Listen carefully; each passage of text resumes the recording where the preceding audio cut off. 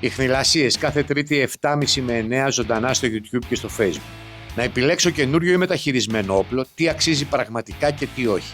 Πώς αντιδρούν τα φυσίκια στο κρύο, με ποιο τρόπο επηρεάζονται όταν η θερμοκρασία πέσει κάτω από τους 10 βαθμούς Κελσίου. Το θέμα με την υποχρεωτική στήρωση ή γενετική ταυτοποίηση παραμένει ανοιχτό και οι κάτοχοι σκύλων είναι ακόμα εκτεθειμένοι απέναντι στον νόμο. Ο χειμώνας έφερε μερικές τσίχλες στα καρτέρια, αλλά η χρονιά δύσκολα σώζεται. Ειδήσεις και ανταποκρίσεις από όλη την Ελλάδα όπως πραγματικά είναι. Ιχνηλασίες. Κάθε Τρίτη 7.30 με 9 στο YouTube και στο Facebook.